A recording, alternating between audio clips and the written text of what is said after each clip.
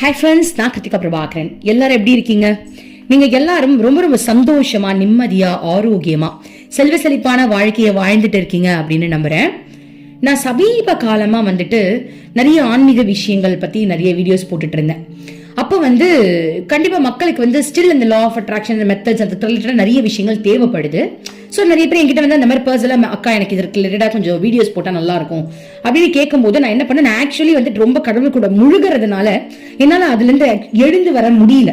ரொம்பவே அதுலயே கடவுளே கதின்னு ஒரு நாள் ஃபுல்லா முழுக்க முழுக்க மெடிடேஷன்ல இருக்க சொன்னாலும் நான் இருந்துகிட்டு தான் இருந்தேன். ஓகே, அப்ப நிறைய பேர் இந்த மாதிரி எனக்கு பர்சனலா மெசேஜ் பண்ணி கேட்கும் போது நான் என்ன பண்ணேன், ஆசிரமம் போகும்போது அம்மா கிட்டே இது கேட்டுட்டேன். அம்மா, நம்ம யூடியூப் சேனல் ஒன்று வச்சிருக்கோம், உங்களுக்கு ஞாபகம் இருக்கா அப்படின்னு அம்மாவையே பார்த்து கேட்டேன். அம்மா தலையாட்டினாங்க. இருக்கு. நான் என்னம்மா, எனக்கு கிருஷ்ணா தான் வேணும். அதையும் நான் சொல்லிட்டேன், எனக்கு கடவுள் தான் வேணும். என்ன நடந்தாலும் சரி, எனக்கு கடவுள் தான் வேணும். ஆனா இதை வச்சிருக்கோம்ல, இதை வச்சு நம்ம ஏதாவது பண்ண முடியுமான்னு பார்த்து ஏதாவது பண்ணி விடுமா அப்படின்னு நான் கேட்டுட்டு வீட்டுக்கு வந்த உடனே எந்நேரமும் கிருஷ்ணா நினைப்புல இருக்கிறேன்னா எனக்கு திடீர்னு யூடியூப்ல இது போடணும், யூடியூப்ல அது போடணும், இதை பத்தி சொல்லிடணும், அதை சொல்லிடணும், அப்படி இப்படின்னு அந்த புயல் வேகம் மாதிரி அந்த கண்டென்ட் குமியுது. ஓகே, சோ அதனாலதான் நான் இப்ப திடீர்னு கொஞ்சம் நிறைய அந்த மெத்தட்ஸ் அந்த ஷார்ட்ஸ் எல்லாம் நான் இப்ப போட்டுட்டு இருக்கிறதுக்கு ரீசனே அதுதான். ஓகே, சரி. அந்த வகையில இன்னைக்கு வியாழக்கிழமை. சோ எனக்கு என்ன தோணுச்சு அப்படின்னா, வியாழக்கிழமை அப்படின்றது குரு நாள். சோ அவங்களையும் விட்டுறக்கூடாது, கண்டிப்பா நம்ம கடவுளை பிடிக்கணும் இல்லையா? அதனால அவங்களுக்கு ரிலேட்டடான சில விஷயங்கள் போடலாம் அப்படின்னு உண்மை சம்பவங்களை தான் இப்ப நான் உங்களுக்கு சொல்ல போறேன். உண்மையாவே நடந்த சில சம்பவங்களை உங்களுக்கு நான் ஷேர் பண்ண போறேன். ஓகே, ஆசிரமத்துல இது உண்மையா நடந்த சம்பவம். ஒரு பிரம்மச்சாரி சொல்லிட்டு இருந்தாரு. ஓகே, சரி. ஆசிரமத்துல ரொம்ப வருஷத்துக்கு முன்னாடி, அப்ப அம்மாக்கு கொஞ்சம் சின்ன வயசா இருக்கும். அம்மா இறங்கி நிறைய வேலை செய்வாங்க. இப்ப அம்மாக்கு 70 வயசுக்கு மேல ஆயிடுச்சு. சோ அதனால அம்மாவால் நிறைய வேலை செய்ய முடியாது. ஹக் பண்றதே பெரிய வேலை. எல்லாரையும் ஒரு நாள் ஃபுல்லா ஹக் பண்ணிட்டு இருக்கிறதே பெரிய வேலை, கட்டி பிடிக்கிறதே. பட் சின்ன வயசுல அம்மா சின்ன வயசா இருக்கும்போது நிறைய வேலைகள் அம்மா செய்வாங்க. அம்மா உட்காரவே மாட்டாங்க. ஏன்னா மகான்களால அந்த உடம்புக்குள்ள சும்மா இருக்க முடியாது. ஏன்னா மகான்கள் பொறுத்த வரைக்கும் அவங்க அந்த இறை நிலையில இருக்கிறதுனால இந்த சின்ன உடம்புக்குள்ள அவங்களால தாக்கு பிடிக்க முடியாது. இப்ப எக்ஸாம்பிள், நீங்க ஒரு பங்களா மாதிரி ஒரு வீட்டுல இருந்துட்டு திடீர்னு ஒரு சின்ன ஒரு குடிசை மாதிரி இல்ல குட்டிய ஒரு ரூம்குள்ள போட்டு அடைச்சு வச்சு இதெல்லாம் நீங்களுக்கு வாழணும்னு சொன்னா உங்களுக்கு எப்படி இருக்கும்? அப்படியே மூச்சு அடைக்கிற மாதிரி இருக்கும். எங்கேயாவது வெளில வந்துடலாமா, ஏதாவது பண்ணிடலாமா, ஐயோ இந்த இடத்துல இருக்க முடியலன்ற தாட் இருக்குமா இருக்காதா? யோசிச்சு பாருங்க. நார்மலாவே சுதந்திரமா நீங்க வாழ்ந்துட்டு ஒரு சின்ன வீட்டுல போட்டு அடைச்சா உங்களுக்கு எப்படி இருக்கும்? அதே மாதிரிதான் மகான்களுக்கு அவங்க அந்த அண்ட பிரம்மாண்டத்தோட கலந்து இருந்துட்டாங்க இல்லையா? அவங்க இந்த உடம்புக்குள்ள திணிக்கும் போது அவங்களால சும்மா இருக்க முடியாதான். அப்ப என்ன ஆயிடுமா, அடிக்கடி இந்த ஐக்கிய நிலைக்கு ஓடிடுவாங்க, ஐக்கிய நிலைக்கே போயிடுவாங்க. உட்கார்ந்து கண்ணை மூடினாங்கன்னா ஐக்கிய நிலை, மூச்சு பேச்சு பாடியில ஒண்ணுமே இருக்காது. அப்ப அதனால என்ன பண்ணுவாங்களாம், வேலை செஞ்சுக்கிட்டே இருப்பாங்களாம். அப்ப அம்மா கிட்ட கேட்டப்ப அம்மா இதான் சொன்னாங்க, நான் வேலை செஞ்சுக்கிட்டு இருக்கேன்றதுக்கு காரணம் எனக்கு தான் தெரியும். ஏன்னா என்னால இங்க இருக்க முடியாது, இல்ல நான் மேல ஓடிடுவேன். அப்போ நீங்களா இருக்கீங்கல்ல, என்ன நம்பி இருக்கீங்க, அதனாலதான் நான் வேலை செஞ்சுக்கிட்டே இருக்கேன் அப்படின்னு சொன்னாங்களாம். அந்த மாதிரி அம்மா ஸ்ரீமத் அமிர்தானந்தமயி தேவியை பத்தி தான் நான் சொல்லிக்கிட்டு இருக்கேன். ஓகே, அம்மா சின்ன வயசுல காளி தரிசனம் கொடுப்பாங்க. அதாவது எப்படின்னா, அம்மா காளி தேவி கிருஷ்ணர் ரெண்டு இறைவனும் ஒன்றாக ஒரு உருவத்துல பிறந்திருக்காங்கன்னு வச்சுக்கோங்களேன். எல்லா கடவுளும் ஒண்ணுதான், பட் அந்த பாவங்கள் மாறி மாறி காட்சி கொடுக்குறாங்க, வேற ஒண்ணும் இல்ல. அப்போ காளி தரிசனம்னு சொல்லிட்டு அம்மா சின்ன வயசுல கொடுப்பாங்க. காளி மாதிரியே புடவை கட்டிக்கிட்டு தலையில கிரீடம் வச்சுக்கிட்டு அந்த மாதிரிலாம் கொடுப்பாங்க. அப்போ ஒரு பக்தர் எல்லாருக்கும் நேரம் அந்த மாதிரி தரிசனம் கொடுத்துட்டு இருக்க டைம்ல ஒரு பக்தர் கேக்குறாங்க, என்ன இது வேஷம், இப்படிலாம் போட்டாதான் கடவுள்னு நம்புவாங்களா? இதுக்கெல்லாம் இதெல்லாம் பார்த்தா ஏமாறால நான் கிடையாது அப்படின்ற மாதிரி சொல்றாங்க. அப்ப அம்மா அவருடைய பாவத்திலேயே அம்மா சொல்றாங்க என்ன அப்படின்னா, என்ன பண்றது, வேஷம் போட்டாதான் எல்லாரும் நம்புறாங்க. இறைவன் இப்படிதான் இருப்பாரு, இறைவன் தன்னல மற்றவர், இறைவன் எல்லார்கிட்டயும் இருக்கிறாரு, எல்லாருக்குள்ளயும் இருக்கிறாருன்னு சொன்னா யாரு கேக்குறாங்க? யாருமே நம்புறது கிடையாது. இறைவன் கோவில்ல இந்த மாதிரி சிற்பத்துலதான் இருப்பாங்க, இந்த மாதிரி வேஷத்துலதான் இருப்பாங்கன்னு சொன்னாதான் அது இறைவனே நம்புறாங்க. உங்களை நம்பணும், அறியாமையில இருக்கிறவங்களுக்கு அந்த நம்பிக்கையை உருவாக்கணும் அப்படின்றதுக்காக தான் அம்மா இந்த வேஷத்திலேயே உட்கார்ந்துருக்கேன் அப்படின்னு அவங்களுக்கு ஈக்குவலா பதில் சொன்னாங்களாம். அப்போ என்ன ஆகுது, ஒருத்தர் வேற ஒரு நார்த் இந்தியான்னு வச்சுக்கோங்களேன், அங்க இருந்து அம்மாவை பாக்குறதுக்காக கேரளாக்கு தரிசனத்துக்காக வராங்க.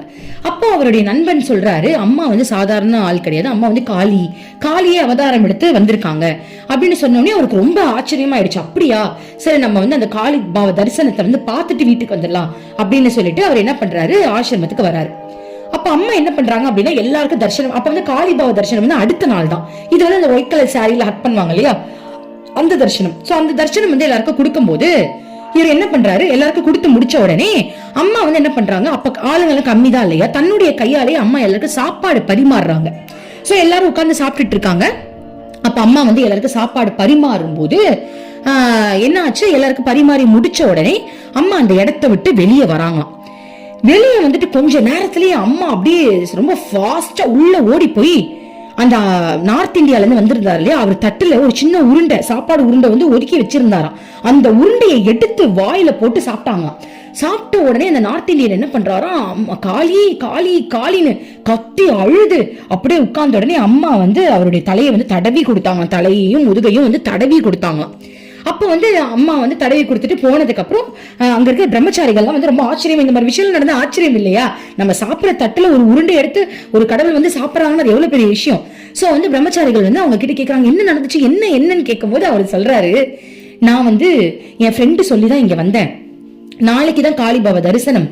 சோ நான் மனசுக்குள்ள என்ன நினைச்சேன் அப்படின்னா, அம்மா உங்களை எல்லாரும் காளின்னு சொல்றாங்க, நீங்க உண்மையாவே காளி அப்படின்னா என் தட்டுல நான் டெய்லி பேசிஸ்ல உங்களுக்குன்னு ஒரு சாப்பாடு உருண்டை வைப்பல்ல, இந்த உருண்டை எடுத்து நீங்க சாப்பிட்டு காட்டுங்க பாப்போம், அப்பதான் உங்க காளிபாவ தரிசனத்துல நான் இருப்பேன், இல்லைன்னா நான் இன்னைக்கே ஊருக்கு போயிடுவேன் அப்படின்னு மனசுல நினைச்சா ஃபாஸ்ட்ல அம்மா வந்து அந்த உருண்டை எடுத்து சாப்பிட்டுட்டு போயிட்டே இருந்தாங்களாம். இதை சொன்ன உடனே அவருக்கு அழுதுட்டு நான் கண்டிப்பா நான் இருப்பேன் அப்படின்ற மாதிரி அவருக்கு அந்த மாதிரி ஒரு சம்பவம் நடந்திருக்கு. ஓகே, இது ஒண்ணு. அடுத்தது என்ன ஆச்சு அப்படின்னா, ஒரு இதே மாதிரிதான் ஒருத்தர் நம்மள மாதிரி அடிக்கடி போய் அம்மாவை பாக்குற மாதிரி ஒருத்தர் வந்து அம்மாவுடைய பக்தர் என்ன பண்றாரு, அம்மாவை பாக்குறதுக்காக கியூல வந்து நிக்கிறாரு. அப்ப அம்மா என்ன பண்றாங்க, இவ எதுக்கு இங்க வந்தா, ஆனா போ சொல்லு அப்படின்றாங்க. அவருக்கு அவ்வளவுதான் மனசு ஒட்டஞ்சிருச்சு. நம்மளுடைய குரு ஒரு இறைவன் வந்து நீயே போன்ட்டாங்கன்னு நம்ம யார்கிட்ட போவோம் யோசிச்சு பாருங்க. ஒரு கடவுளே நம்மள அப்படி சொல்லிட்டாங்கன்னா நம்மளுக்கு என்ன நிலைமை. சோ அவர் வந்து ரொம்ப மனசு உடஞ்சி போயிட்டாராம். சோ இருந்தாலும் பரவாயில்ல, வெக்கமான சூடு சொன்ன இல்லைனாலும் பரவாயில்ல, நம்ம திரும்பவும் போவோம் அப்படின்னு சொல்லிட்டு திரும்பவும் குரு கிட்ட வந்து ஒரு 2 நாள் கழிச்சு திரும்ப வந்திருக்காங்க. வந்த உடனே திரும்ப அம்மா என்ன பண்ணிருக்காங்க, இவதுக்கு இங்க வந்தான், அவன் என் முன்னாடி நிக்க கூடாது போ அப்படின்னு சொல்லிட்டாங்களாம். அவருக்கு அவ்வளவுதான், இன்னும் உடஞ்சு போச்சு. 3வது தடவையும் அவர் வராரு. 3வது தடவை வரும்போது திரும்பவும் அம்மா அவனை போ சொல்லு, அவனை நீங்க நிக்க வேணாம் சொல்லு, அவனை போ சொல்லு அப்படின்ட்டாங்களாம். அவருக்கு மனம் உடஞ்சது இல்லாம கூட நிக்கிற எல்லாருமே மனம் உடஞ்சிருச்சான். அப்புறம் எல்லாரும் அம்மா கிட்ட கேட்டாங்களாம், ஏமா இப்படி சொன்னீங்க அப்படின்னு. அம்மா சொன்னாங்களாம், என் பிள்ளையோட கர்மாவனை கழிக்கணும்டா, அவன் உயிர் போக போகுது, அவனை நான் பிடிச்சி வைக்கணும். ஏன் அப்படின்னா இந்த ஜென்மத்திலே இல்லைன்னா அவன் அடுத்த பிறகு வேற ஏதோ மோசமான இடத்துல பிறந்துருவான், என்னை தேடி வரமாட்டான்.